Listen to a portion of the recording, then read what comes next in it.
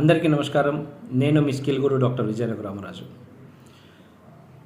మన కుటుంబ వ్యవస్థను చూసినా, మన వివాహ వ్యవస్థను చూసినా కొన్ని సందర్భాల్లో చాలా బాధేస్తుంది. ముఖ్యంగా తల్లిదండ్రులందరికీ కూడా నాదొక చిన్న విజ్ఞప్తి.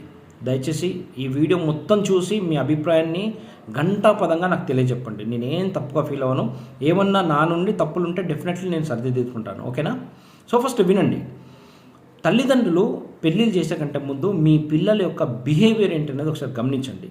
వాళ్ళు 10 మందిలో కలుస్తుండలేరా, అసలు వాళ్ళ యొక్క మానసిక స్థితి ఎలా ఉంది, వాళ్ళు 10 మందిలో హ్యాపీగా ఉంటున్నారా లేదా, కలుపుగోలుతనం ఉందా లేదా, ఇవన్నీ గమనించండి. ఎందుకనంటే కొంతమంది ఈ మధ్యకాలంలో ప్రతి చిన్న విషయానికి చిరాకు పడుతూ, ఒకరి మీద లేనటువంటి ద్వేషాన్ని పెంచుకుంటూ, ఒకరు మంచిగా ఉంటే చూసి ఓర్వలేనితనాన్ని పెంచుకుంటూ, ఈర్ష్య, అసూయ ఇటువంటి అన్నిటినీ వాళ్ళు చాలా మటుకు పెంచుకుంటున్నారు.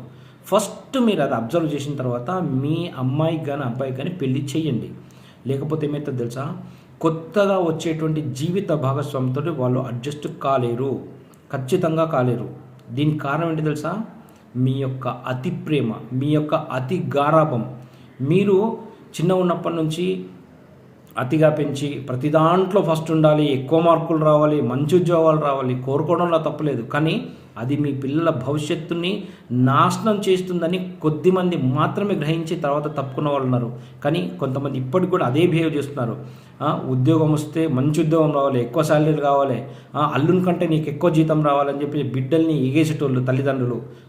మీ అత్తగారు ఎందుకు ఫోన్ చేస్తున్నారు, ఓకే, మీ ఆడబిడ్డలు ఎందుకు ఫోన్ చేస్తున్నారు, మీ ఆడబిడ్డలు ఎందుకు మాట్లాడుతున్నారు, ఇంటికి ఎందుకు వస్తున్నారు అని చెప్పేసి ఎవరైతే తల్లి తన కూతురికి నూరిపోస్తుందో, ఫస్ట్ తల్లికన్నా కొంచెం అని ఉండాలి. అందరినీ కాదు, ఎవరైతే తల్లి ఇలా నూరిపోస్తుందో తనకు మాత్రమే ఇది అంకితం ఈ వీడియో. అలాగే కూతురికి చెప్పాల్సిన కొన్ని విషయాలు ఉంటాయి. అమ్మ బొట్టు పెట్టుకో, తాళి వేసుకో ఇదని చెప్పేసి. కానీ ఈ మధ్యకాలంలో స్టైల్గా తాళి వేసుకుంటే ర్యాషెస్ వస్తున్నాయి, మట్టలు పెట్టుకుంటే ర్యాషెస్ వస్తున్నాయి, బొట్టు పెట్టుకుంటే ర్యాషెస్ వస్తున్నాయని ఇక దానికి పెళ్లి చేసుకునేందుకు సపరేట్గా ఇట్లనే ఉండు, బెస్ట్ కదా. తాళి వేసుకునే అవసరం ఉండదు, మట్టలు పెట్టుకునే అవసరం ఉండదు, బొట్టు పెట్టుకునే అవసరం ఉండదు కదా. మరి ఎందుకు ఆలోచించలేకపోతున్నారు? దయచేసి మీ కూతుళ్ళకి చెప్పండి, బట్టలు మంచిగా వేసుకోమని, తాళి మంచిగా వేసుకోమని. వేరే నగలు పెట్టుకున్నప్పుడు రాని ర్యాషెస్ ఓన్లీ తాళి బొట్టు వేసుకుంటేనే వచ్చిందా? ఎంతవరకు ఇది నమ్మాలి? ముఖం మీద అనొద్దు, కానీ మరి తెలంగాణ భాషలు చెప్తే మరి చండాలంగా ఉంటుంది. మేబీ నేను కొంచెం ఇట్లనే మాట్లాడతా, దయచేసి తప్పు అనుకోవద్దు. ఇది ఎవరికి, ఓన్లీ ఎవరి కూతుళ్ళు అయితే తల్లి మాటలు విని ఇలా బిహేవ్ చేస్తున్నారో వాళ్ళ కోసం మాత్రమే. అలాగే అబ్బాయి తల్లిదండ్రులు ఏమి ఇది అంటలేను, అబ్బాయి తల్లిదండ్రులు కూడా ఇంత చండలంగా బిహేవ్ చేస్తున్నారు. ఎట్లా తెలుసా, వేరే ఇంటి నుంచి మన ఇంటికి ఒక ఆడపిల్ల వస్తే మంచిగా చూసుకోవాల్సింది పోయి ఆమెను నానా మాటలు అనడం, మీ ఇంటి వాళ్ళు అట్లా, మీ ఇంటి వాళ్ళు ఇట్లా, మీదేమైనా పెద్ద రాజాఖాందానా, కోట్లు మాకేమైనా కట్నం ఇచ్చిందా అని.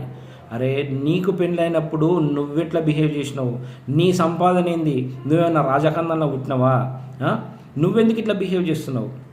ఫస్ట్ అది అర్థం చేసుకో. ఇంటికి కోడొస్తే కన్న బిడ్డ లెక్క చూసుకో. అప్పుడే తను కూడా నిన్ను ఖచ్చితంగా నా అత్త నా తల్లితో సమానం అన్న విధంగా చూసుకుంటుంది. అంతేగాని నువ్వు దెప్పిపొడుపు మాటలు అన్నప్పుడు, నీ కొడుకు కూడా నానా చిత్రహింసలకు గురి చేసినప్పుడు, కొంతమంది అయితే చదువులు ఉన్నతంగా చదువుకొని ఉన్నతమైన జాబులు చేసినా కూడా అసలు వాళ్ళు ఎందుకు చదువుకున్నారు, ఎందుకు ఉద్యోగాలు చేస్తున్నారు అనే అంత చండాలమైనటువంటి మానసిక స్థితిలో ఉంటున్నారు. భార్యల్ని కొట్టడం, తిట్టడం, ఇష్టం వచ్చినటువంటి మాటలు అనడం, దుర్భాషలు అంటే చెప్పుకోలేనటువంటి మాటలు అనడము. నిజంగా అసలు వాళ్ళు అన్నం తింటున్నారా, ఇంకేమన్నా తినకూడని తింటున్నారా అన్న ఒక డౌట్ వస్తుంది. ముఖ్యంగా ఇది తల్లిదండ్రులనే అంటారు, పిల్లల్ని కూడా అన్నారు. నీ పెంపకం అంత దరిద్రంగా ఉన్నది కాబట్టి నీ కొడుకు నీ బిడ్డ ఇట్లున్నారు అని చెప్పేసి అంటారు. కాబట్టి ఈ విషయాన్ని బాగా ఆలోచించి నీ కొడుకు కానీ బిడ్డకు కానీ, ఎస్ నా కొడుకు మంచోడే, నా కూతురు చాలా మంచిది, చెప్పింది వింటారు, చాలా బాగుంటారు అన్నప్పుడు పెళ్లి చేయండి. దీనివల్ల ఏమవుతుందంటే ఒకరి జీవితం నాశనం కాకుండా ఉంటుంది, ఒకరి కుటుంబం పచ్చగా ఉంటుంది. సో నేనేమైనా తప్పులు మాట్లాడుంటే క్షమించండి. Thank you.